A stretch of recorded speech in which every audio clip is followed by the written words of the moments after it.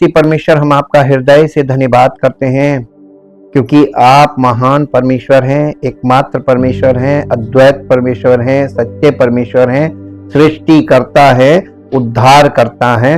और प्रभु, आपने समस्त मानव जाति के लिए जो किया और जो कर रहे हैं वो कोई और कर नहीं सकता। ये किसी भी मनुष्य के वश की बात नहीं कि वो किसी मनुष्य को परमेश्वर से मिला दे।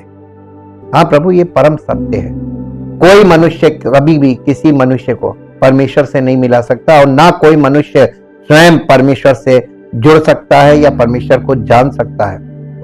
परमेश्वर अनुग्रह करता है जिस पर, उसको अपने आप को प्रकट करता है, और जिसे परमेश्वर का दर्शन प्राप्त होता है और परमेश्वर की आत्मा से वो परिपूर्ण हो जाता है, वो व्यक्ति दूसरों का मार्गदर्शन करता है परमेश्वर की आत्मा के द्वारा।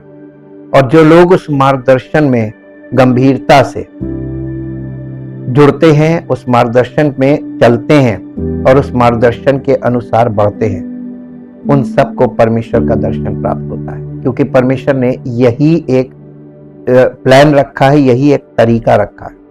हम इसके लिए आपका धन्यवाद करते हैं, जिसका वर्णन तरतीब से आपके वचन में मिलता है, पवित्र बाइबल में। प्रभु, हम आपका बहुत धन्यवाद करते हैं, सारी महिमा आपको देते हैं। पवित्र आत्मा के लिए बहुत धन्यवाद करते हैं, उन प्रकाशनों के लिए जो पवित्र आत्मा के द्वारा हम सबको मिल रहे हैं। धन्यवाद करते चाहते प्रभु, हम सबका जीवन प्रकाशमान हो और परमेश्वर की महिमा के लिए हमारा जीवन समर्पित हो, ताकि हम सबके जीवन से उसका नाम महिमान्वित हो। आदर और महिमा आपको मिले। इस प्रार्थना को प्रभु यीशु मसीह के पवित्र नाम से मांगते हैं, आमीन। सबको जय मसीह की। हम परमेश्वर का बहुत धन्यवाद करते हैं, इसलिए क्योंकि वो हम सब से बहुत प्यार करता है। वो समस्त संसार में जितने भी पापी हैं उन सब से प्यार करता है। परमेश्वर धर्मियों के लिए आया नहीं, क्योंकि परमेश्वर के दृष्टिकोण में कोई भी धर्मी है ही नहीं। समस्त संसार पाप के और पाप की मजदूरी मृत्यु के वश में है। कोई भी मृत्यु को हरा नहीं सकता।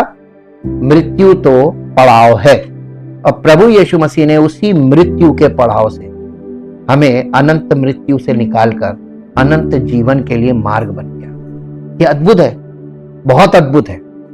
इसलिए हम परमेश्वर का बहुत धन्यवाद करते हैं और हर सांस के साथ उसका धन्यवाद करते हैं। परमेश्वर के लोगों के जीवन में जंगल का क्या उद्देश्य है?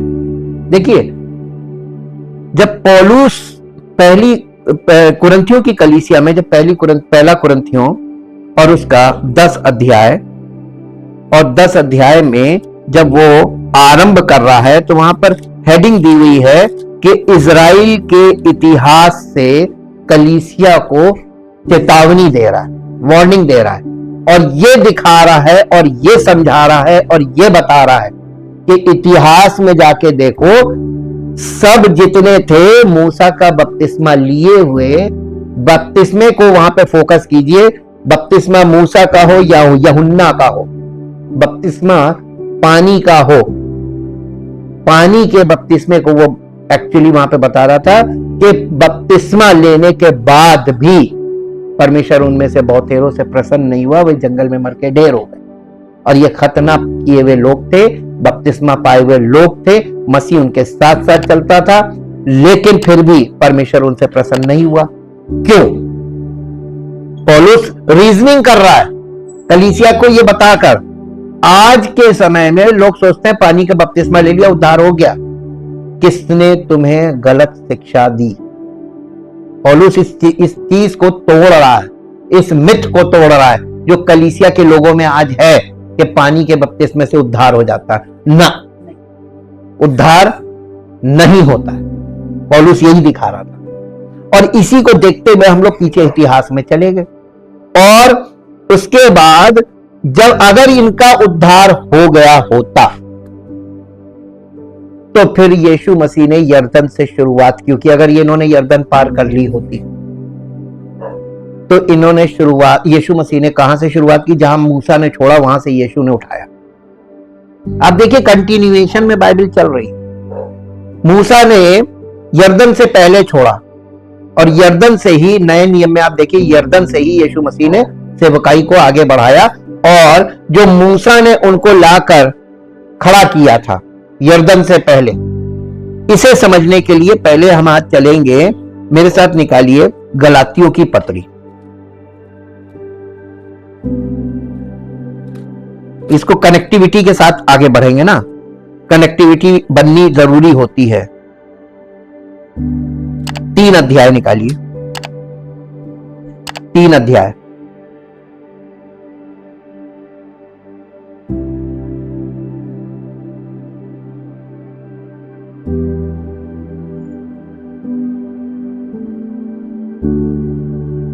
इसका 3 अध्याय का 6 पद से पढ़िए।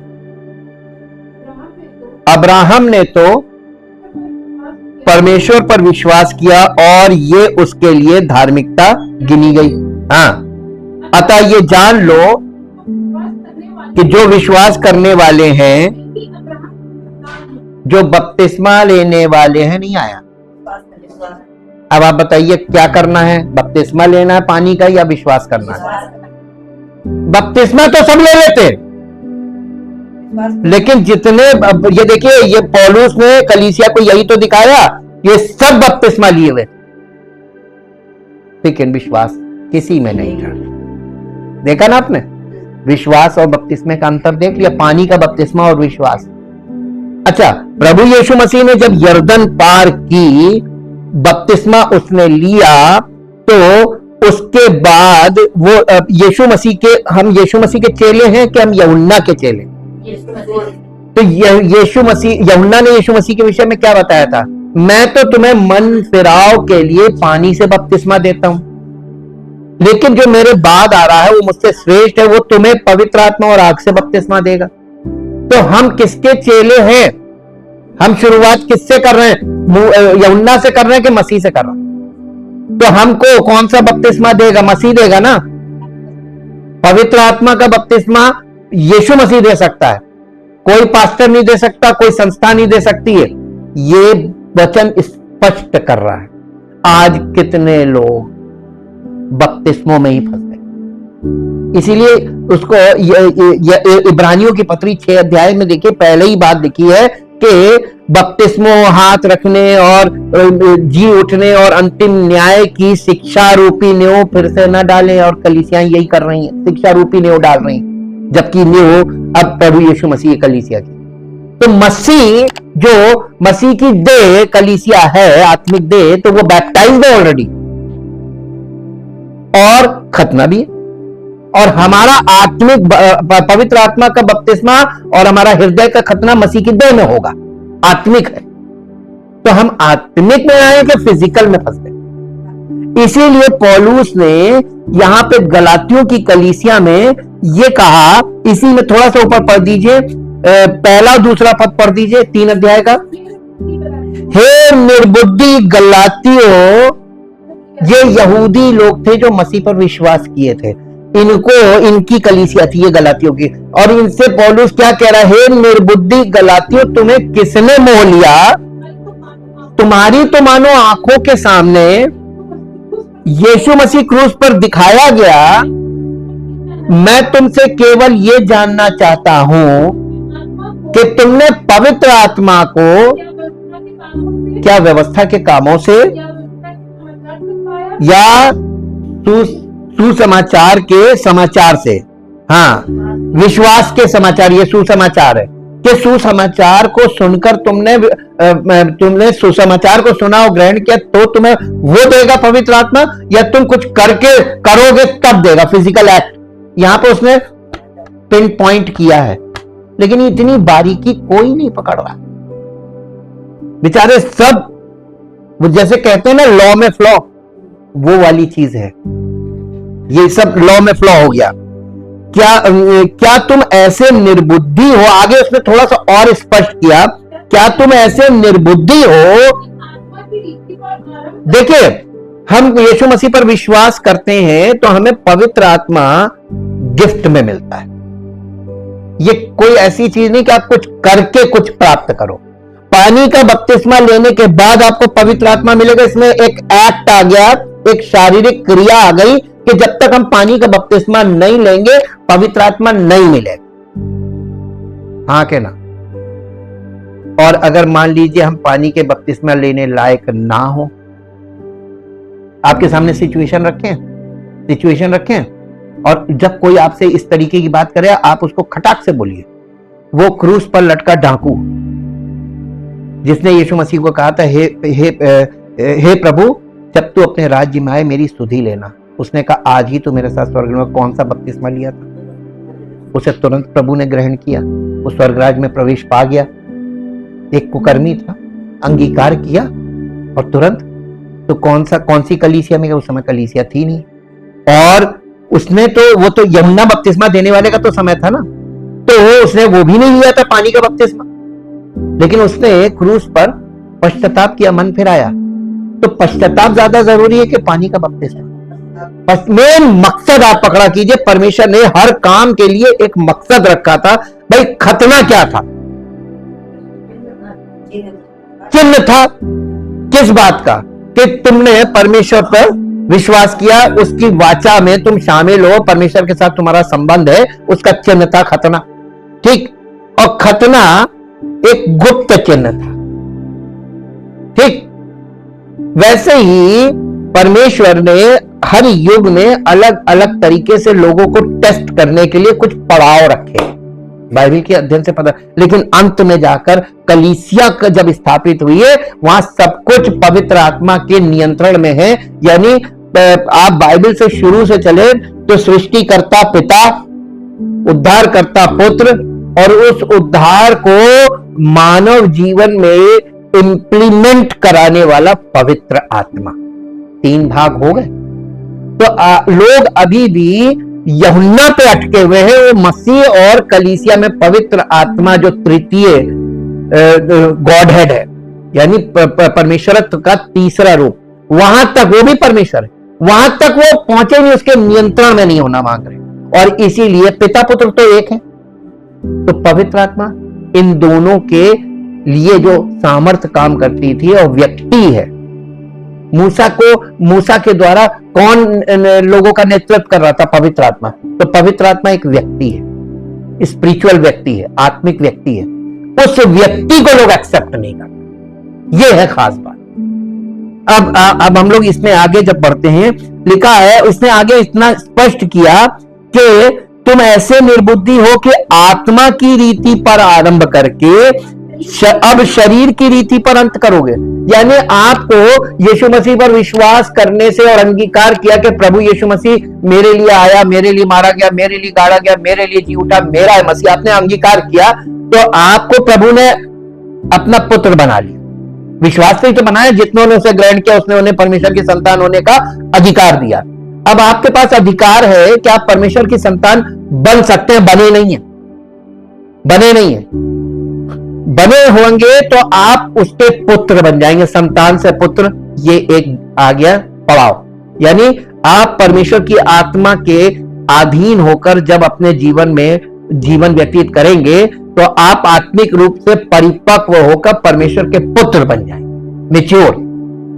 और परमेश्वर के पुत्र होने का मतलब है परमेश्वर की महिमा से भरा जीवन जिएंगे और लोगों को परमेश्वर की यानी आत्मिक ज्योति प्रकट करेंगे। यह है परमेश्वर के पुत्र।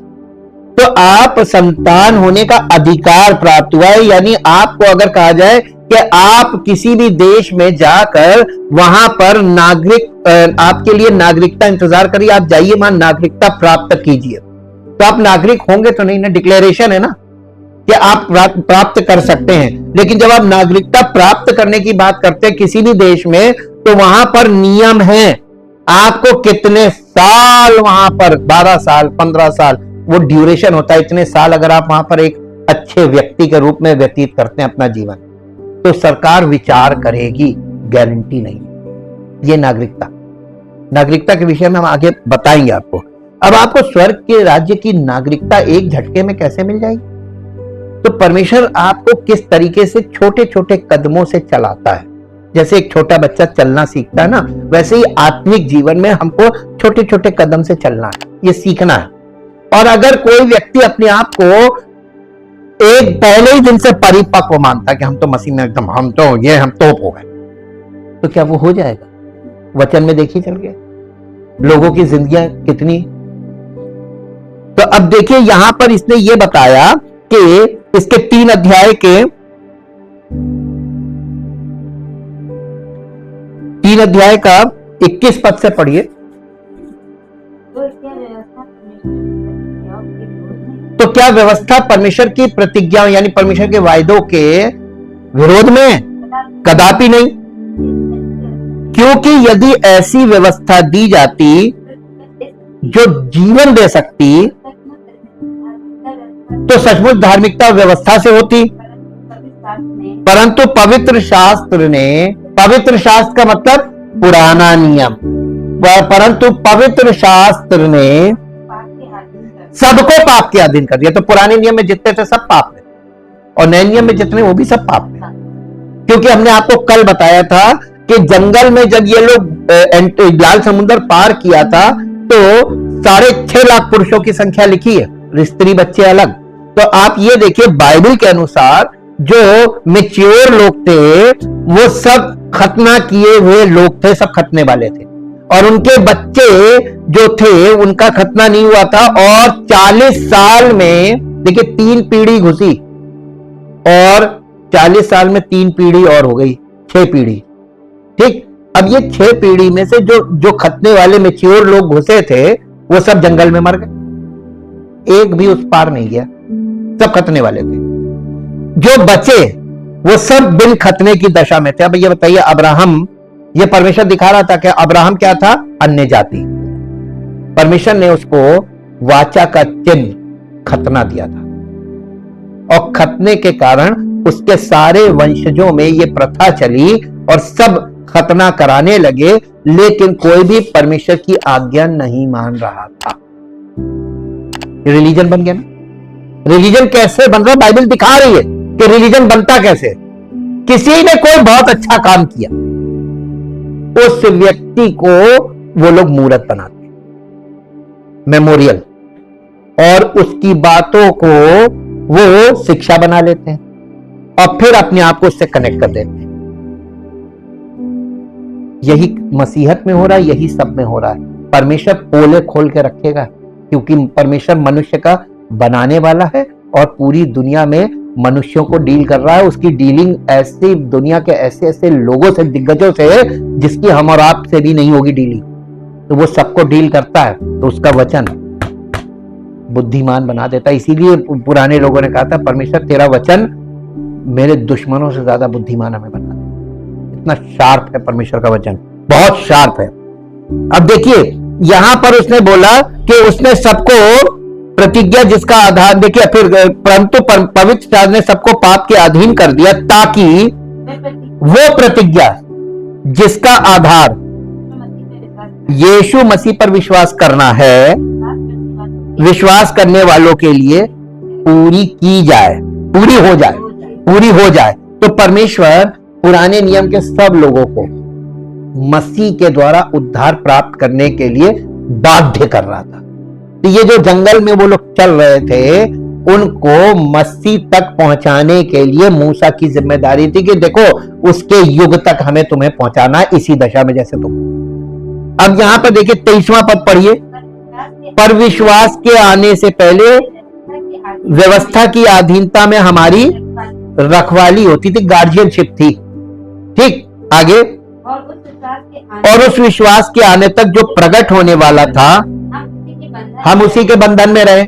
बाध्य थे, बंधन का मतलब बाध्य। हाँ, वो व्यवस्था में हम बाध्य थे जी। अब रिलीजन की बाउंड्री आपको मिली, हमें मिल गई मसीह के आने तक। हम बाध्य थे रिलीजन की कि हम इस रिलीजन को नहीं छोड़ सकते, हम आत्मिक जीवन में प्रवेश नहीं कर सकते, हम मसीही जीवन में प्रवेश नहीं कर सकते, हम बाध्य थे मसीह के आने तक। अब मसीह आ गया, अब बताइए कौन सी बाध्यता रह गई? युग भी बदल गया। अब आपके पीछे कोई, जैसे पहले विद्रोह हो जाता था, सामाजिक बहिष्कार होता, अब कुछ नहीं होता, कोई कुछ नहीं। आप चाहे जो करो, आप अपने मालिक हैं, ये हो गया। अब देखिए, विश्वास के आने तक और उस विश्वास के आने तक जो प्रकट होने वाला था, हम उसी के बंधन में रहे, बाध्यता हो गई ये रिलीजन। इसलिए व्यवस्था मसीह तक पहुंचाने के लिए हमारी शिक्षक हुई है कि हम विश्वास से। तो मूसा लोगों को लेकर चल रहा था रास्ते में ही, देखिए 10 आज्ञाएं मिली जो व्यवस्था का आधार है, रीढ़ की हड्डी, बैकबोन, और वो नैतिक नियम थे, धार्मिक नहीं थे। और उसके बाद परमेश्वर ने जो मूसा का तंबू बनाया था, ये तंबू बाद में मंदिर बन गया परमानेंट। ठीक, अब ये मंदिर का मतलब थे ये एस्टैब्लिश रिलीजन, और इसी से रिलेटेड सब ने अपना अपना अपना अपना वो एक दर्शन मिल गया ना सबको कि एक बिल्डिंग बनाओ, भव्य बिल्डिंग, और उसने सोने की बिल्डिंग बनाई थी, तो लोगों ने सोने की बिल्डिंग बना के, भव्य बिल्डिंग बना के उसको लोगों को आस्था से वहां जोड़ दिया। वास्तविकता देखिए, इसमें सच्चाई देखिए, और जिंदगियां देखिए, चरित्र देखिए, उनके कार्य देखिए, और बिल्डिंग देखिए, और परमेश्वर का वचन देखिए। परमेश्वर क्या कर रहा है? परमेश्वर इन बिल्डिंगों से कोई मतलब नहीं। जो चीज मूसा के द्वारा उसने शुरू की, आज पूरी दुनिया में वो एस्टैब्लिश हो गई, इंस्टीट्यूशन बन गया। यही इब्रानियों में खोला। और जब तक ये एस्टैब्लिश इंस्टीट्यूशन में लोग फंसे, उनका आस्था वहां है, उनको उद्धार नहीं मिल सकता, इम्पॉसिबल है। ये पौलुस दिखा रहा है।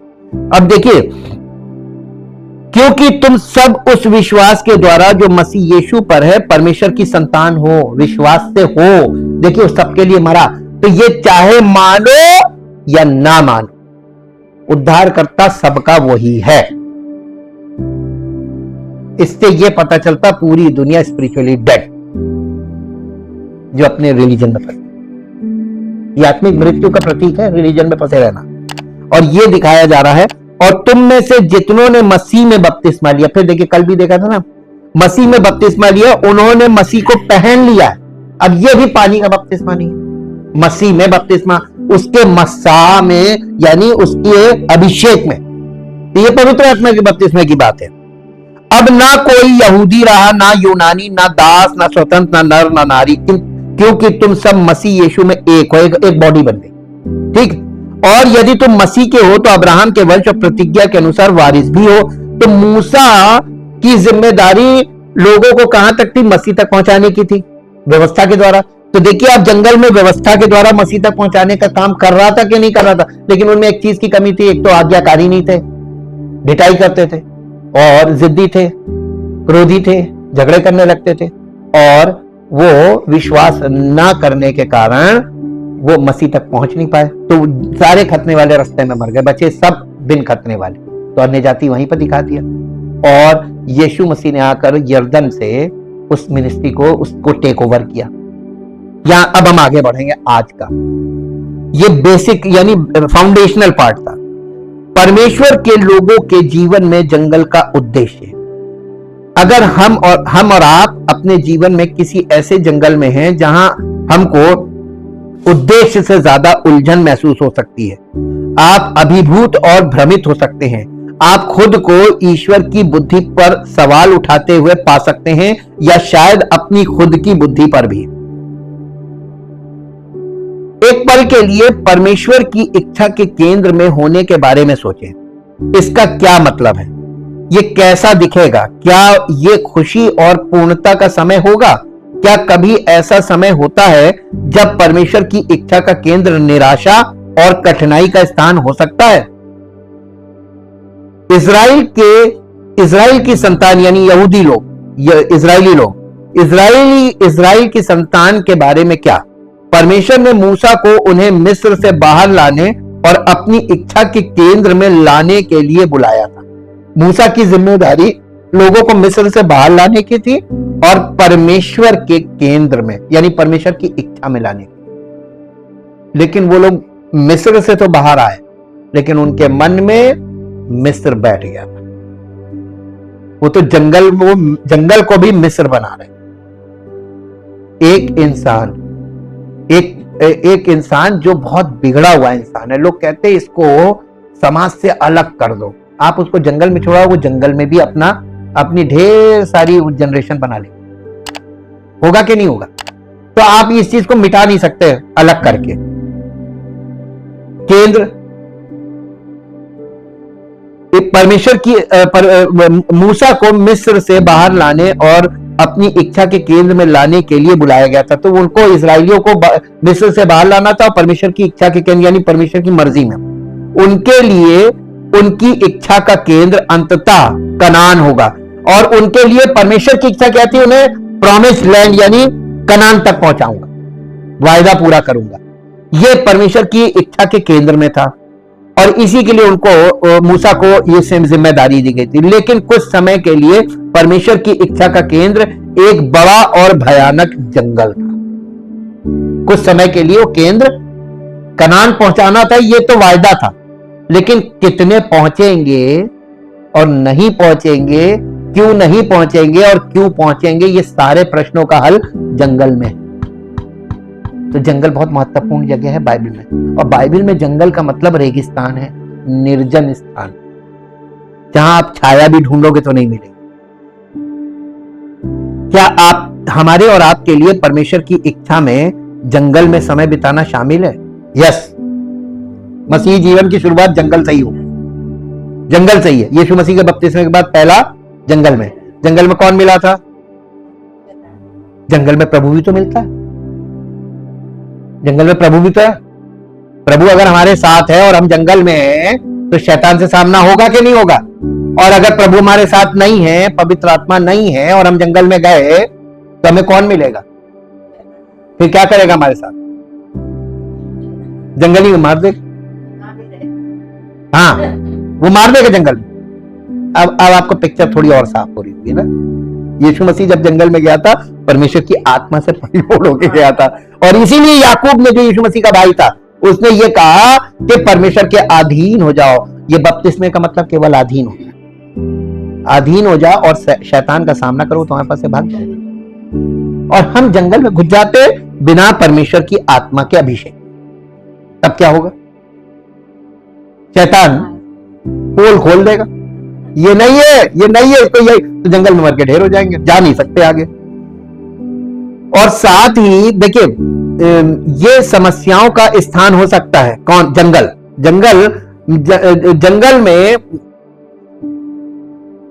जंगल में समय बिताने का मतलब है जंगल में संघर्ष, जंगल में मुश्किलें और जंगल में सवाल। ये समस्याओं का स्थान हो सकता है, और साथ ही उद्देश्य का स्थान भी। हमारे दृष्टिकोण से जंगल एक पहेली है, लेकिन परमेश्वर के दृष्टिकोण से यह हमारे जीवन के लिए उसकी उत्तम योजना है। अब बताइए, जंगल से बचने के लिए लोग शॉर्टकट पकड़ रहे हैं। ये जो झूठी शिक्षाएं हैं ना, ये आपको सिर्फ वो जंगल के बाहर में आपको मूर्ख बना, वहां पर बस आपको क्या, अरे हम आपके लिए प्रार्थना कर रहे हैं, अरे प्रभु करेगा, अरे प्रभु को झूठी दिलासा, झूठी आशा। और परमेश्वर हृदय को जांचता है। आपके हृदय में विश्वास नहीं है, तो परमेश्वर का निर्णय क्या होगा? कोई शॉर्टकट काम करेगा? अभी आप लोगों को धीरे धीरे पता चल जाएगा वचन से कि कोई शॉर्टकट है नहीं, और अगर कोई गलत बता रहा है, तो उसके सारे लोग जितने उसकी सुन रहे हैं, वो सब गए। अगर हम और आप अपने जीवन में किसी निर्जन स्थान पर हैं, तो आपको, हमको ये उद्देश्य से ज्यादा पहेली लग सकता है। आप अभिभूत और भ्रमित हो सकते हैं। आप खुद को ईश्वर की बुद्धि पर सवाल उठाते हुए पा सकते हैं, या शायद अपनी खुद की बुद्धि पर भी। क्या आप ईश्वर के मार्गदर्शन से उस स्थान पर पहुंचे हैं, या आप ईश्वर के मार्गदर्शन को गलत तरीके से पढ़कर वहां पहुंचे? आप परमेश्वर की आत्मा की अगुवाई में चल के वहां पहुंच रहे हैं जंगल में, या आप परमेश्वर के वचन को पढ़कर सीधे पहुंच गए? बहुत से लोग केवल पढ़कर चल रहे हैं, सुनकर चलना है। हमने जंगल से जुड़े सवालों के बारे में काफी कुछ जान लिया, जाना कि नहीं जाना, भी जान लिया है। परमेश्वर के लोगों के जीवन में जंगल के उद्देश्य के बारे में हम निश्चित रूप से क्या जान सकते हैं? अब आगे का एक प्रश्न है। जंगल एक अलगाव का स्थान है, उन्हें मिस्र से अलग किया गया और अभी वहां पर ले जाना है, लेकिन वहां से अभी अलग किया है, तो माहौल बदला है ना। जंगल एक अलगाव का स्थान है, separation, a place of separation. Baptism का मतलब भी यही है, प्लेस ऑफ सेपरेशन। परमेश्वर, बैप्टिज्म का मतलब परमेश्वर ऐसा कार्य करता है कि हमारी शारीरिक देह उतार देता है और हमें आत्मिक बच्चा बनाकर आगे ले जाता है, क्योंकि उसके अलावा एंट्री है नहीं। अब आप याद कीजिए, जब हम बोर्ड पे लगा के आपको बता रहे थे तो याद आया किसी को? हमने कहा था कि पवित्र स्थान में प्रवेश याजक लोग करते थे, लेकिन परम पवित्र में जितने जाते थे सब मर जाते थे, है ना? तो हमने बोला था क्योंकि शारीरिक व्यक्ति वहां प्रवेश नहीं कर सकता। ये उनको सिखाया जा रहा था प्रैक्टिकली। इस टेम्पल यानी टैबरनेकल से परमेश्वर ये सिखा रहा था। परमेश्वर की शिक्षा को तो छोड़ दीजिए, उन्होंने उसी को टेम्पल बनाया सारी जिंदगी की। आज सब लोगों ने क्या किया? पूरी दुनिया मसीह में है, लेकिन मसीह को मान नहीं रही।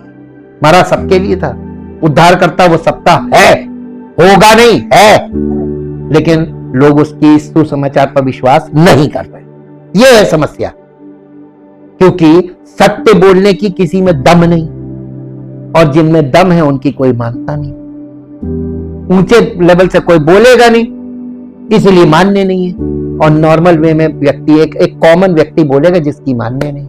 यह है समस्या। लेकिन प्रभु ये जो है ये सत्य है, और ये सत्य वचन है, यही सुसमाचार है कि पूरी दुनिया को ये बताओ कि तुम्हारा प्रायश्चित हो गया पापों का, और तुम अब पापों में क्यों जीवन बिता रहे हो, और क्यों इतनी कठिन तपस्या में फंसे हुए हो। उद्धारकर्ता ने तुम्हारे लिए काम कर दिया है, अब तुम्हारी तपस्या सब बेकार है। मसीह विरोधी का मतलब कि आप मसीह के विरोध में, उद्धारकर्ता के विरोध में अपनी तपस्या करके परमेश्वर को चिढ़ा रहे हैं, रिस्क दिला रहे हैं। यही लिखा हुआ है, उसको चिढ़ाना है। और परमेश्वर को चिढ़ाने का मतलब पंगा लेना है, और पूरी दुनिया पंगा लिए पड़ी।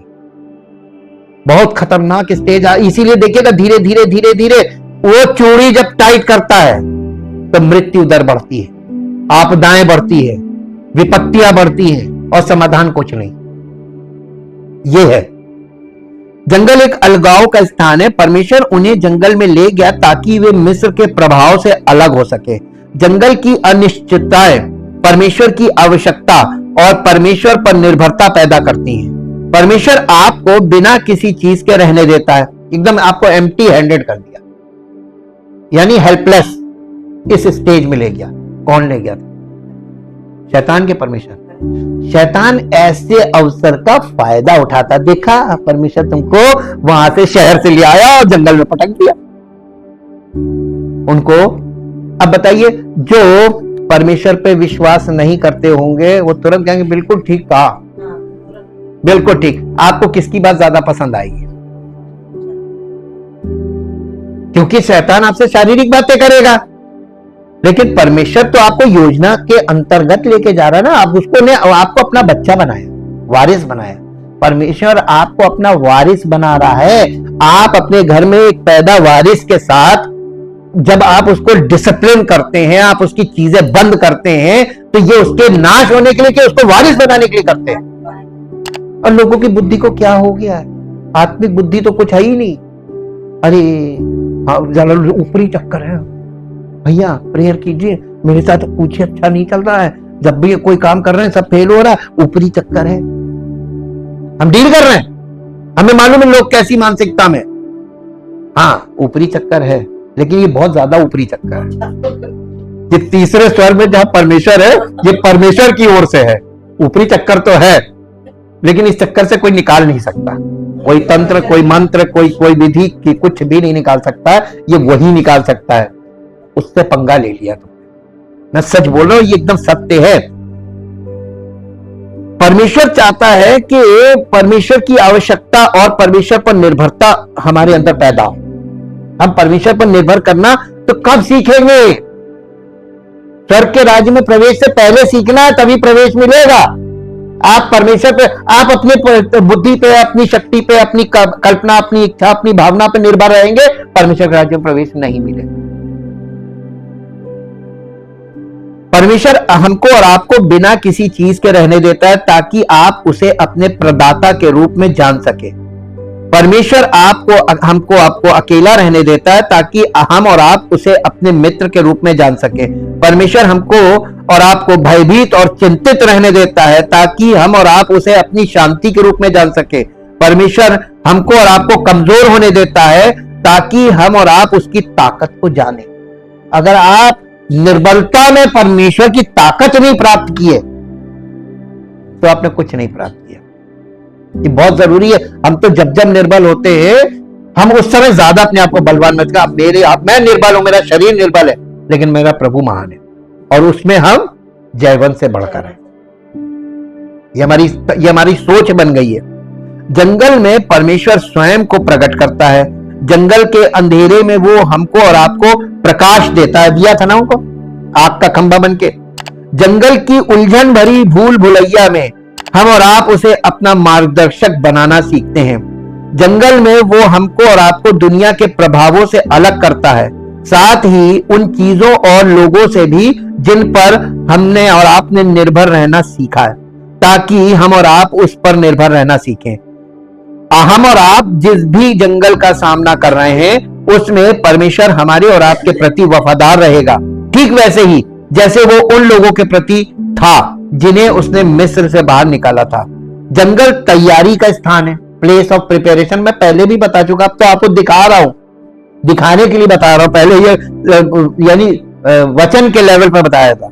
जंगल में बिताए उन वर्षों को याद करते हुए परमेश्वर ने अपने लोगों से यही कहा था जब वे वादा किए गए देश में आए थे कि मैंने तुम्हें जंगल में 40 वर्ष तक लिए फिरा, तुम्हारे कपड़े पुराने पैरों में, तुम्हारे कपड़े और तुम्हारे पैरों में जूते पुराने नहीं हुए। तो पढ़ दीजिए व्यवस्था विवरण 29 अध्याय उसका 5 और 6 पद।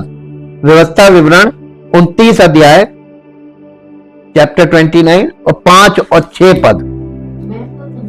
मैं तो तुमको जंगल में 40 वर्ष लिए फिरा और ना तुम्हारे तन पर वस्त्र पुराने हुए और ना तुम्हारी, बताइए इतना गजब, जूती तक नहीं पुरानी हुई। ऐसा लग रहा है जैसे परमेश्वर उनके हाथों पे उठा के लेके चल रहा जी। रोटी जो तुम नहीं खाने पाए और दाख मधु और मदिरा जो तुम नहीं पीने पाए, वो इसलिए हुआ कि तुम जानो कि मैं तुम्हारा यहोवा, मैं तुम्हारा परमेश्वर हूं। परमेश्वर सिर्फ उनके साथ डील कर रहा था कि ये जान ले कि मैं ही परमेश्वर हूं। आज पूरी दुनिया का सबसे बड़ा प्रश्न है हु गॉड इज, और सब अपना अपना ईश्वर लेके खड़े, सबके झूठे हैं। हाँ, एक ही है सृष्टिकर्ता। उस सृष्टिकर्ता को जान नहीं सकता कोई। मालूम क्यों? क्योंकि उसने बताया मैं जिस पर प्रकट होना करना चाहूंगा उसी को, मैं सबको प्रकट करूंगा नहीं, और एक को मैंने प्रकट किया और उसके द्वारा अगर लोगों ने मुझे प्राप्त कर लिया तो परमेश्वर की महिमा। परमेश्वर चीजों को गुप्त करता है और उन लोगों से, वो लोगों से एक्सपेक्ट करता है कि उस गुप्त को पता लगाए। राजाओं की महिमा है गुप्त चीज का पता लगाना, और ये परमेश्वर के वचन से ही हम आपको बोल रहे हैं। हमारे और आपके लिए परमेश्वर द्वारा नियुक्त जंगल क्या है? क्या आप अभी वहां हैं? आपको क्या लगता है कि परमेश्वर आपको क्या सिखाने की कोशिश कर रहा है? क्या आप वे सबक सीख रहे हैं जो परमेश्वर चाहता है कि आप सीखें? अगर आप जंगल की दशा में हैं, अभी आप स्पिरिचुअली मैच्योर नहीं हुए, आप जंगल में, आप कलीसिया में आते हैं, परमेश्वर का वचन सुनते हैं, लेकिन आत्मिक रीति से अभी आप परिपक्व नहीं है, तो इसका मतलब आप जंगल में है ना? तो कहां पे? चेले, यानी चेलों के द्वारा जब कलीसिया की शुरुआत हुई थी तो प्रेरितों की शिक्षा में यही शिक्षा थी जंगल की। बेटा ये ट्रेनिंग कर ले, जंगल के बिना तुम, अभी तुम्हारा जो प्रेजेंट पीरियड है ये जंगल का, इसमें विपत्तियां रहेंगी। एक दिन बहुत खुश हो जाएंगे, एक दिन एकदम, वो लोग भी तो वही कर रहे थे। इसका मतलब हम जंगल में। अगर आप कभी खुश कभी गम, कभी खुशी कभी गम हो रहा आपके जीवन में, तो अभी आप स्टेबल नहीं है, भावनाएं भी स्टेबल नहीं है। आपको गुस्सा भी बहुत जल्दी आ जाता है, आप खुश भी बहुत ज्यादा हो जाते हैं, भावनाओं में ओतप्रोत हो जाते हैं, और खुशी से आप भेद भी होते थे, और जब दुखी होते तो कोखड़ाते भी। ये सब हो रहा है ना? तो आप कहां हैं? जंगल में।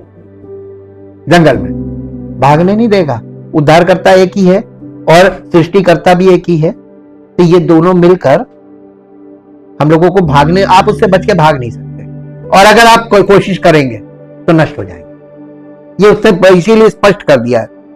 जब परमेश्वर आपको और हमको जंगल में ले जाता है तो वो हमको और आपको वो सब कुछ रोक देता है जिस पर हम और आप उसके अलावा किसी और पर निर्भर हो गए।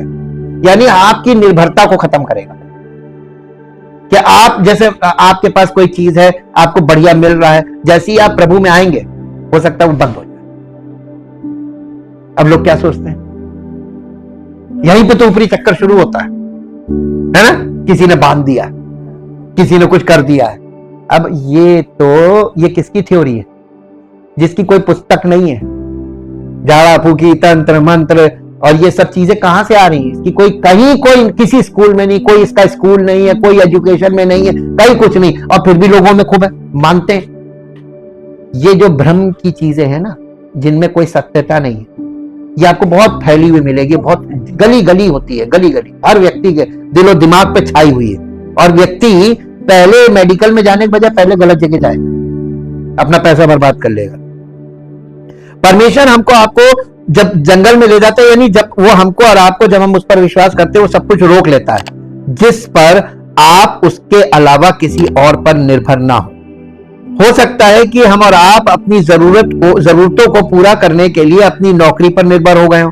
परमेश्वर कुछ समय के लिए नौकरी हटा देता है ताकि आप उस पर निर्भर होना सीखे। मैंने आपको क्या बताया था, परमेश्वर देकर भी परखता है और लेकर भी परखता है ना।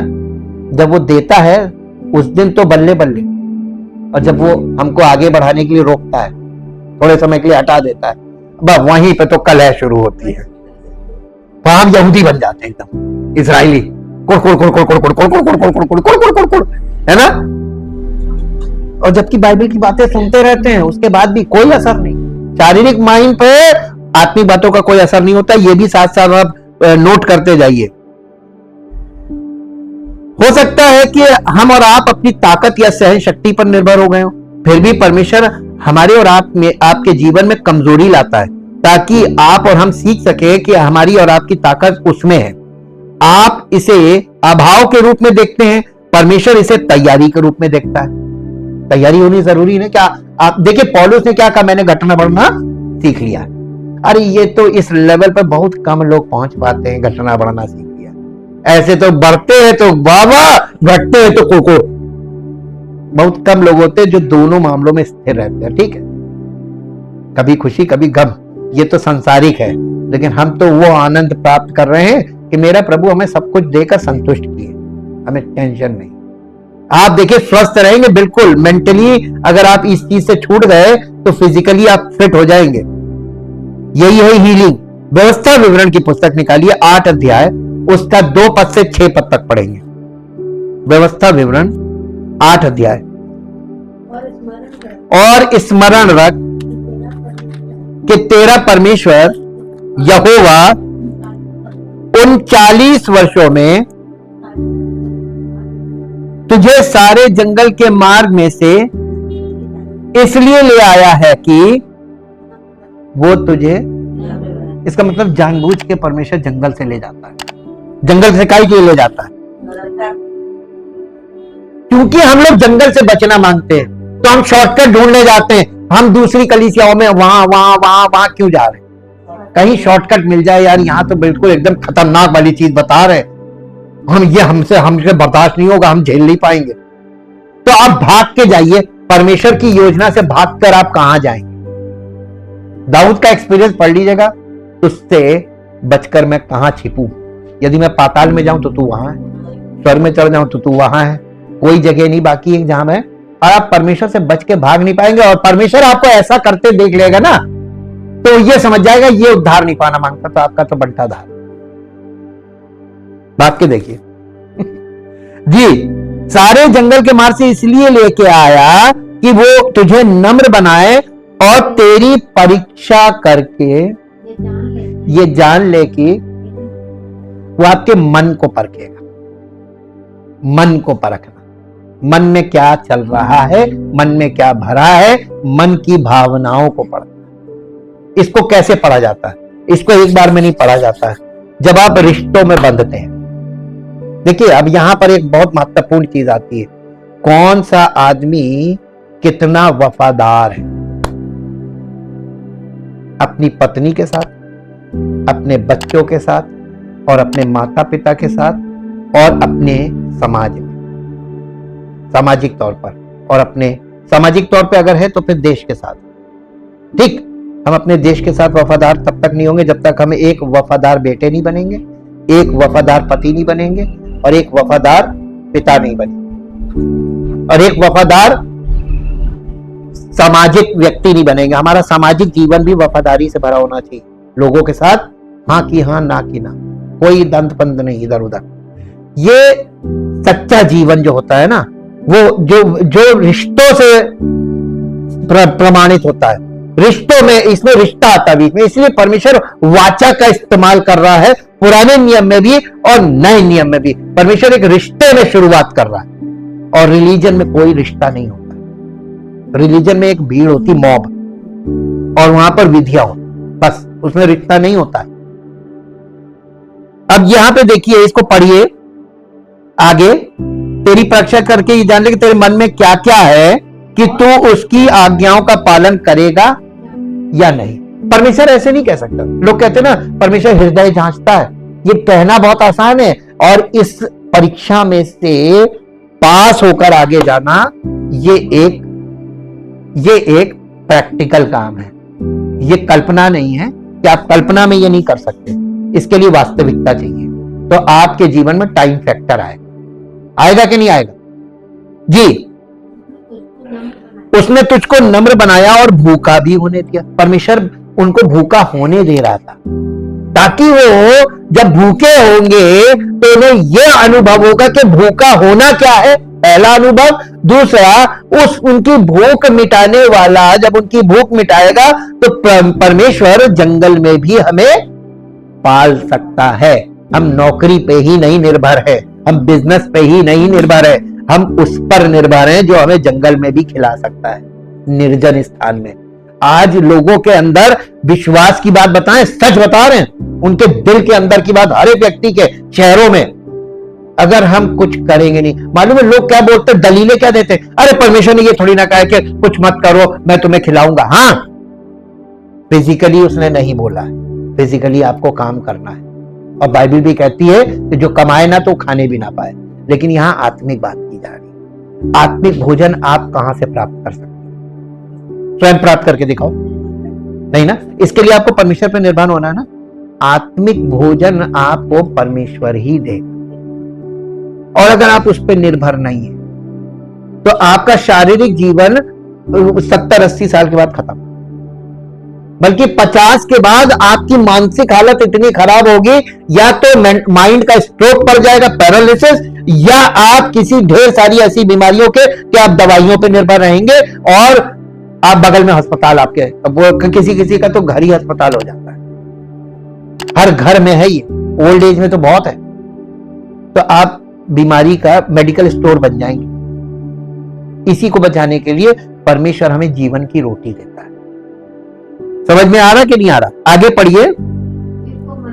फिर वो मन्ना जिसे ना तू और ना तेरे पुरखाई जानते थे, वही तुझको खिलाया, इसलिए कि वो परमेश्वर हमको ये सिखा रहा था, उन लोगों को ये सिखा रहा था कि मनुष्य केवल ये फिजिकल फूड से जिंदा नहीं रहेगा। हाँ, सुनकर, परमेश्वर का वचन सुनकर आत्मिक रूप से जीवित रहेगा। देखिए यहां पर पढ़ लीजिए, तो सुनकर ना, पढ़कर तो नहीं ना, सुनकर। सुनते तो हैं लेकिन मानते नहीं। अब बताइए, इसीलिए तो वो मर गए। वो सुनते रहते थे, मानते नहीं थे। आगे पढ़िए। इन 40 वर्षों में तेरे वस्त्र पुराने ना हुए, और तेरे तन से भी ना गिरे, और ना तेरे पांव फूले।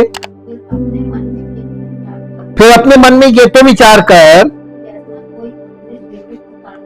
कि जैसा कोई अपने बेटे को ताड़ना देता है, वैसे ही तेरा परमेश्वर यहोवा तुझको ताड़ना देता है। इसलिए अपने परमेश्वर यहोवा की आज्ञाओं का पालन करते हुए उसके मार्गों पर चलना और उसका भय मानते रहना। अब देखिए, इस पूरे उसमें क्या निकला, जंगल से क्यों ले गया था? ताकि तुम अपने परमेश्वर यहोवा की आज्ञा का पालन करते रहना और उसके मार्गों पे चलते रहना, यानी पवित्र आत्मा की अगुवाई में परमेश्वर के वचनों को सुन के चलते रहे, जैसे मूसा के पीछे वो चल रहे हैं। तो पवित्र आत्मा की अगुवाई दिखाई है ना, है? और अभी नए नियम में लोग ढूंढते हैं पवित्र आत्मा की अगुवाई, कोई उनको एग्जाम्पल नहीं मिल रहा। अरे बाइबल में पूरे सब सच्चे एग्जाम्पल रखे और इतने जबरदस्त कि उनमें दम है। आज भी जंगल प्रकाशन का या परमेश्वर के अपने आप को प्रगटीकरण का स्थान है। मिस्र से निकले हुए इजरायलियों के तीसरे महीने में उसी दिन वे सिनै के जंगल में आए। जब वे रपीदीम से चले तब वे सिनै के जंगल में आए और जंगल में डेरे खड़े किए, और वहीं इजरायलियों ने पहाड़ के सामने डेरे खड़े किए। तब मूसा परमेश्वर के पास गया और यहोवा ने पहाड़ पर से उसको पुकारा और कहा, तू याकूब के घराने से यूं कहना और इजरायलियों से कहना, तुमने आप ही देखा है कि मैंने मिस्रियों से क्या क्या किया और तुमको उकाब पक्षी के पंखों पर चढ़ाकर अपने पास ले आया। अब यदि तुम सचमुच मेरी मानोगे और मेरी वाचा का पालन करोगे तो सब लोगों के बीच तुम ही मेरा निज भाग ठहरोगे, क्योंकि सारी पृथ्वी तो मेरी है और तुम मेरी दृष्टि में याजकों का राज्य और पवित्र जाति ठहरोगे। ये निर्गमन 19 अध्याय का 2 से 6 हमने आपको पढ़ा है। इसमें खास बात देखिए जो लिखा है ना, कि परमेश्वर उनसे कह रहा था कि यदि मेरी वाचा का पालन करोगे, ये विश्वास योग्यता है, यानी वफादारी रिश्ते में। परमेश्वर के साथ आपका रिश्ता तो 1 मिनट में बन जाता है, लेकिन आप वफादार नहीं रहते, आप उसके साथ विश्वास योग्य नहीं रहते। जब अच्छा समय होता है तो परमेश्वर की वाह करते हो, जब बुरा समय होता है तो आप दूर भागते हैं, शारीरिक जीवन की ओर भागते हैं। देखिए शादी वैवाहिक जीवन में देखिए, जब अच्छा समय होता है तो पत्नियां खुश, परिवार खुश, और जब कठिन समय होता है, उस घर के मुखिया से पूछिए, जब हार्ड टाइम होता है तो कोई सहयोग करने को राजी नहीं होता है। सब आपके लोग आपके दुश्मन बन जाते हैं, नोचने घसोटने लगते हैं, जैसे वो लोग मूसा को नोच घसोट रहे थे। परमेश्वर यही तो चेक करता है, अभी कितने विश्वास योग्य हो। रिश्ता, वाचा, परमेश्वर के साथ आप देखिए, वाचा उसने परमेश्वर ने ही बांधी मनुष्यों से, ये दिखाया जा रहा है। परमेश्वर हमसे रिश्ता बनाता है और रिश्ता बांधने के बाद वो हमसे एक्सपेक्ट करता है कि इस रिश्ते में वफादार रहना। विवाह होना कोई बहुत बड़ी बात नहीं है। आप विवाह, जितनी तेजी से विवाह हो रहा है, आप कोर्ट में जाके देखिए उसके डबल स्पीड से सेपरेशन हो रहे हैं, तलाक हो रहे हैं। मालूम क्यों? क्योंकि रिश्ता क्या देखकर, चीजें देखकर निभाया जाता है, रिश्ता चीजें देखकर जोड़ा जाता है, और जब वसलियत पता चलती है तो रिश्ता तोड़ने को तैयार। यही तो चल रहा है ना, रिश्तों में धोखा इसीलिए तो चल रहा है, दिखाया कुछ और पता चला कुछ भी नहीं, ये हो रहा है। तो ये रिश्ते, आजकल के जो रिश्ते हैं ना, ये मतलबी रिश्ते, स्वार्थी रिश्ते। परमेश्वर इस तरीके के रिश्ते, अब आज की जनरेशन, आजकल के लोगों को अगर परमेश्वर के साथ रिश्ता बांधना बहुत मुश्किल हो गया है। जब फिजिकली कोई वफादार नहीं है तो परमेश्वर के साथ स्पिरिचुअल, इसीलिए लिखा है, यदि तू अपने भाई को जिसे तू देखता है तो उसके साथ अगर रिश्ते में वफादार नहीं, तो जिसे तू नहीं देखता उसके साथ कैसे हो? इम्पॉसिबल चीज है ये। जब परमेश्वर की इच्छा का केंद्र जंगल है तो परमेश्वर का उद्देश्य क्या है? क्या हमने और आपने देखा है कि परमेश्वर उन्हें जंगल में क्यों लाया? वो उन्हें अपने पास लाने के लिए जंगल में लाया। हम और आप क्यों मानते हैं कि परमेश्वर हमको और आपको अपने पास लाता है? मैंने आज फिर इस बात को पढ़ा कि यीशु ने शिष्यों को बुलाया, उसने 12 शिष्यों को अपने पास बुलाया, और उसने उन्हें क्यों बुलाया? क्या उसने उन्हें कोई कार्य सौंपने के लिए बुलाया था? हाँ, लेकिन उस कार्य की तैयारी उसके साथ रहने से हुई थी। यीशु मसीह की सेवकाई के लिए जब उसने अपने चेलों को बुलाया था, उनको नाम ले लेकर बुलाया था, उनको कोई काम करने को नहीं बोला था, उनसे ये कहा था मेरे साथ रहो। और यही कठिन था, यीशु मसीह के साथ पूरे समय रहना, शिष्य बनना है ना? शिष्य बनना यानी यीशु मसीह के साथ पूरे समय रहना। मेरे साथ निकाल लीजिए मरकुस रचित सुसमाचार, उसका 3 अध्याय का 14 पद पढ़िए। मरकुस रचित सुसमाचार 3 अध्याय। तब उसने 12 पुरुषों को नियुक्त किया। कि वो उसके साथ साथ रहे और वो उन्हें भेजे कि वे प्रचार करें। तो उससे पहले क्या साथ साथ रहे? कितने साल रहे थे?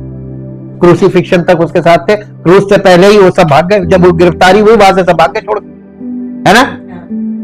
देख लीजिए, आपको क्रूसिफिक्शन को भी समझना पड़ेगा, वहां वो अकेला गया था। परमेश्वर हमसे और आपसे जो करवाना चाहता है उसके लिए तैयारी का एक हिस्सा उसके द्वारा आपको दिए गए अपने प्रगटीकरण से विकसित होगा। हम में से अधिकांश के लिए उस प्रगटीकरण को प्राप्त करने के लिए तैयार होने का एकमात्र स्थान किसी जंगल में है, जहां परमेश्वर हमें उस चीज से अलग करता है जिस पर हमने भरोसा करना सीखा है, ताकि वो हमें दिखा सके कि हमें केवल उसी पर भरोसा करने की जरूरत है। ये इसी को बैप्टिज्म बोलते हैं एक्चुअली। ये पवित्र आत्मा का बपतिस्मा या इसे हृदय का खतना बोल लीजिए, एक ही चीज है, दोनों दो रूप है इसके। भरोसा करना ताकि वो हमें दिखा सके कि हमें केवल उसी पर भरोसा करने की जरूरत है। हम और आप अभी भी कहां हैं? क्या आप खुद को ईश्वर द्वारा नियुक्त किसी जंगल में ईश्वर की इच्छा और ईश्वर के मार्ग को जानने के लिए संघर्ष करते हुए पाते हैं? क्या आप वहां अकेला महसूस करते हैं? क्या आप वहां परित्यक्त महसूस करते हैं? मैं जानता हूं कि आप कैसा महसूस करते हैं। मैं जंगल में गया हूं, मैं जंगल में रहा हूं, मैंने अकेलापन महसूस किया है, मैं निराश महसूस करता था, लेकिन मुझे समझ में आ गया कि जंगल ईश्वर की उपस्थिति का स्थान है।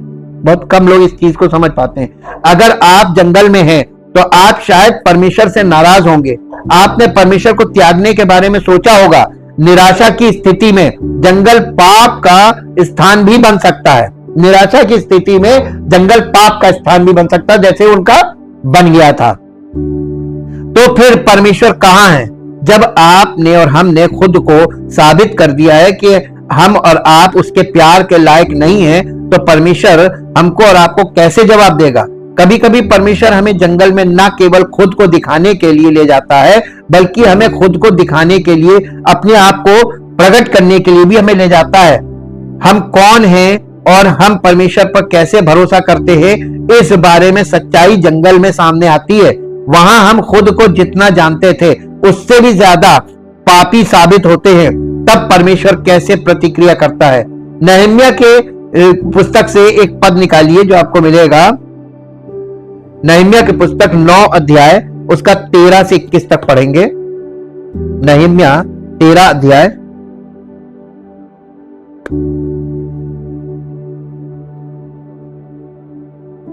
नहम्याह 13 अध्याय 9 अध्याय और उसका 13 पद से।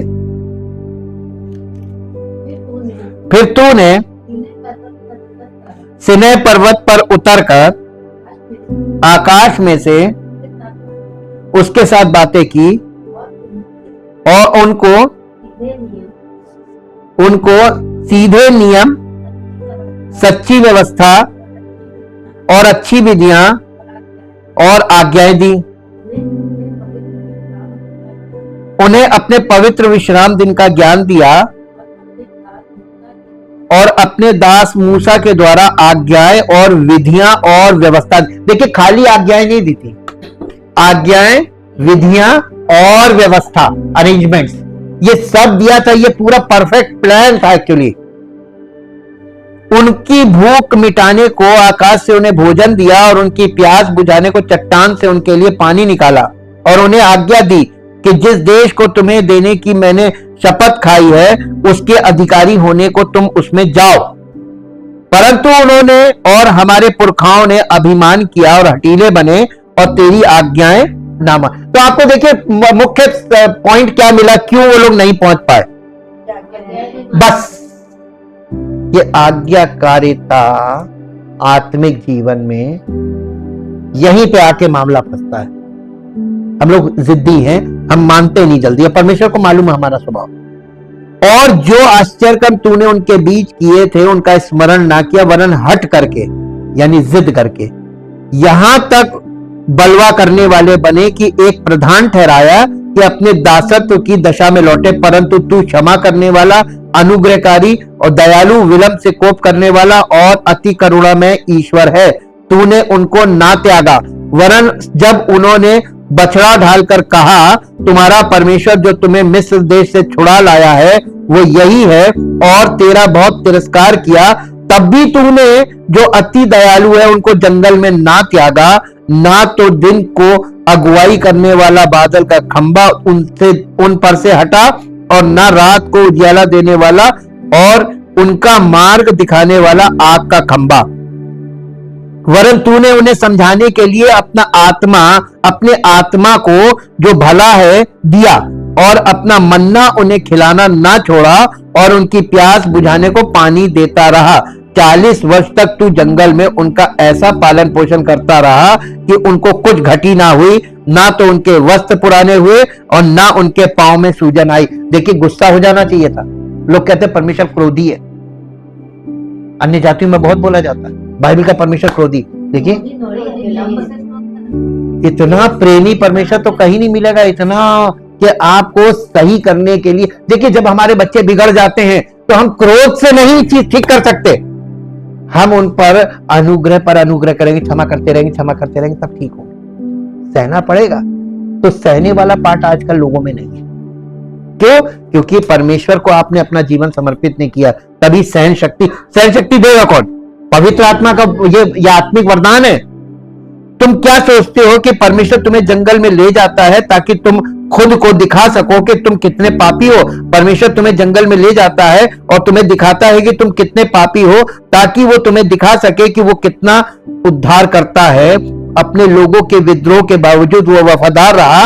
उसने अभी भी उन्हें उनकी प्यास बुझाने के लिए पानी दिया, उसने अभी भी उन्हें उनकी रोज की रोटी दी, उसने अभी भी उनकी यात्रा में उनका मार्गदर्शन किया, उसने उन्हें कभी नहीं छोड़ा। यहाँ पे एक बात याद रखिएगा, आपको और हमको, ये कलीसिया के, आज की कलीसिया के लोगों के लिए संदेश है कि जब आपको सब कुछ मिल रहा होता है ना, तो एक भ्रम होता है, अरे परमेश्वर अनुग्रह तो कर रहा है, अरे परमेश्वर मेरे साथ है और हम मनमानी कर रहे हैं, मेरे को फिर भी दे रहा। बी केयरफुल, उनके साथ भी यही किया था। उसने मनमानी कर रहे थे फिर भी दे रहा था, लेकिन आपने देखा कि वो जंगल में मर के ढेर हो गए, अनंत जीवन में प्रवेश नहीं पाए। तो मुख्य विषय क्या होना चाहिए कि आप आगे बढ़कर अनंत जीवन में प्रवेश पाएंगे? वो मुख्य, वो आपका लक्ष्य है, या हमें दे रहे हैं, हमको हम जैसे हैं वैसे ही ठीक है, हमें कुछ करने की, हमें परिवर्तन की जरूरत है, हमें आज्ञा मानने की जरूरत नहीं, हम जैसे हैं देखिए प्रभु दे तो रहा है। गवाहियां सुनते हैं ना लोगों की, प्रभु दे रहा है, प्रभु से हमें मिल रहा है। ये बात शैतान आपके मन में डालता है, प्रभु देता रहा है, वो तो बुरों को भी देता, पापियों को भी तो देता है। यहीं पे आप फंस जाए, शैतान की चाल यही होता है। इस दुनिया में परमेश्वर आपको किसी बात की घटी नहीं होने देना, इसका मतलब ये नहीं कि आप अनंत जीवन में पहुंच जाए। यहां से देख लीजिए, इजरायलियों से जंगल में मर के ढेर हुए थे, जितनों को ये कंफर्म था कि हम खतना किए हुए, हमने लाल समुद्र पार किया, बपतिस्मा भी लिए हुए, खतना भी है और हम जा रहे हैं, सब जंगल में ढेर हो गए, यर्दन पार नहीं जा पाए। ये सब चीजें यहां पर कंक्लूड कर रहे हैं। आप जिस भी जंगल में हो, परमेश्वर आपके प्रति वफादार रहेगा, ठीक वैसे ही जैसे वो उन लोगों के प्रति था जिन्हें उसने मिस्र से बाहर निकाला था। जंगल में तुमने देखा कि यहोवा ने तुम्हें कैसे उठाया, जैसे कोई पुरुष अपने बेटे को उठाए रहता है, और तुम जिस मार्ग से चले हो उस पर चलते हुए इस स्थान पर पहुंचे। व्यवस्था विवरण 1 अध्याय उसका 31 पद पढ़िए। 1 अध्याय उसका 31 पद, व्यवस्था विवरण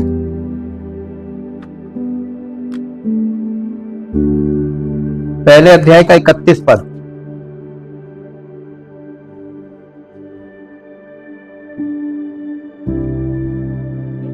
फिर तुमने जंगल में भी देखा कि जिस रीति कोई पुरुष अपने पुत्र को उठाए चलता है, उसी रीति हमारा परमेश्वर यहोवा हमको इस स्थान पर पहुंचने तक उस सारे मार्ग में जिससे हम आए हैं उठाए रहा। ऐसा लग रहा है जूते नहीं घिसे ना, कपड़े भी नहीं गंदे हुए, जैसे गोद में लिए। परमेश्वर इस तरीके से उनको लेके आया। क्या आपको लगता है कि परमेश्वर भी आपको, हमारा परमेश्वर हमको भी ऐसे ही ले जाएगा? मुझे यकीन है कि हमने और आपने परमेश्वर से कुछ ऐसे ही सवाल पूछे होंगे जो मैं समय समय पर पूछता हूं, परमेश्वर क्या मैं एक त्यागा हुआ व्यक्ति हूं? क्या आप अभी भी मेरा उपयोग कर सकते हैं? क्या आप अभी भी मुझे चाहते हैं? क्या आप अभी भी मुझसे प्यार करते हैं? जो देखिए, मेरे जीवन में ऐसे ही एक पल में जन्मे हैं। मैं उस दिन को कभी नहीं भूल सकता जब मैं अपने काम पर काम कर रहा था और अपने लिए कुछ तैयार कर रहा था, क्योंकि मैंने अब आपके साथ जो कुछ भी साझा किया उसे मैंने बहुत गहराई से महसूस किया। मैंने एक समय सीमा को बीत जाने दिया था जो मुझे मेरे भविष्य के लिए महत्वपूर्ण लग रही थी। मैंने इसे बीत जाने दिया क्योंकि मेरे पास परमेश्वर की ओर से कोई संदेश नहीं था। परमेश्वर चुप था। उसकी चुप्पी के परिणाम स्वरूप मैंने देखा कि मेरा भविष्य फिसल रहा है। मेरी निराशा दिन प्रतिदिन गहरी होती जा रही थी। ये चीज जब बहुत चरम पर पहुंच गई, एक दिन मेरे जीवन में परमेश्वर की योजना, उसकी बुलाहट ने काम किया और परमेश्वर की आत्मा की अगुवाई में चलना शुरू किया। उस दिन जब मैं अपने काम पर से आ रहा था तो ईश्वर जरूर देख रहा होगा। मैं बहुत निराश था। जब मैंने अपने कंप्यूटर पर यह संदेश लिखा, तभी फोन की घंटी बजी। उस फोन कॉल पर 1 घंटे के भीतर ही मेरे सारे सवालों के जवाब मिल गए और भविष्य फिर से खुल गया। ईश्वर ने मुझे उस काम के लिए बुलाया था जिसे मैं भूल गया था। परमेश्वर अपनी सेवकाई के लिए हर एक के जीवन से उसकी सेवा जुड़ी हुई है, और वो सेवा क्या लेगा ये आपकी मैच्योरिटी पर डिपेंड करता है कि आप कितने मैच्योर हैं। और परमेश्वर इस तरीके से हम लोगों को तैयार करता है। और ये जंगल का सफर यानी कठिनाई का, परखे जाने का समय, ये इसी से मसीही जीवन की शुरुआत होती है। तो पहला फेज कौन सा आता है?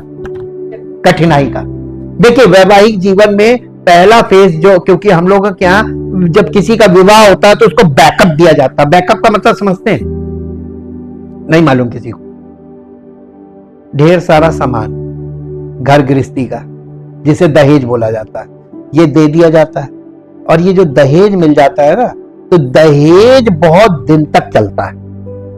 जब दहेज की चीजें खत्म होने लगती हैं, पैसे और वस्तुएं सब पुरानी होने लगती हैं, तब असली लड़ाई तब शुरू होती है ना? लेकिन परमेश्वर आत्मिक जीवन में कैसे शुरुआत होती है? कठिनाई से। जैसे ही रिश्ता परमेश्वर के साथ आपका रिश्ता बंधेगा, जैसे ही आप परमेश्वर के साथ कनेक्ट होंगे, बस वहीं से आपका जंगल का सफर शुरू हो जाएगा। और कब तक रहेगा ये तो आप पर डिपेंड करता है। जितनी जल्दी आप पश्चाताप कर लो, आज्ञा मान के चलना शुरू कर दो, वह वहीं तक है। अब इसमें बताइए, कहा टाइम किसके हाथ में है? इसीलिए परमेश्वर को युगों से युगों तक काम करना पड़ रहा है, क्योंकि कोई मानने को तैयार नहीं। Thank you Jesus. पिता परमेश्वर, हम आपका हृदय से धन्यवाद करते हैं आपके महान प्रेम और उस अनुग्रह के लिए जिसे प्रभु हम आपके वचनों में और अपने व्यक्तिगत जीवन में और अपने पारिवारिक जीवन में और प्रभु इस संसार के लोगों के जो आप पर विश्वास कर रहे हैं उनकी जिंदगियों में देख सकते हैं। और हम आपका धन्यवाद करते हैं प्रभु कि आपसे बड़ा सामर्थी तो इस पृथ्वी पर कोई भी राजा भी नहीं है, कोई सरकार भी नहीं, कोई देश भी नहीं। आप सर्व सामर्थी हैं, सर्वज्ञानी हैं और सर्वव्यापी। और आपकी इसी महत्वपूर्ण बात ने पूरी दुनिया को चक्कर में डाल रखा है। लेकिन प्रभु हम आपका बहुत धन्यवाद करते हैं आपके पवित्र वचनों के लिए और पवित्र आत्मा के लिए जो आपके वचनों का प्रकाश है। और वो पवित्र आत्मा हमें आपके वचनों को प्रकाशित करके उस प्रगटीकरण के द्वारा हमारी अगुवाई करता है, ताकि हमारा हृदय परमेश्वर पर केंद्रित रहे और हमारा जीवन परमेश्वर पर निर्भर हो और परमेश्वर की महिमा के योग्य हो। सारी महिमा आपको मिले। इस प्रार्थना को प्रभु यीशु मसीह के नाम से मांगते हैं, आमीन। Praise the Lord.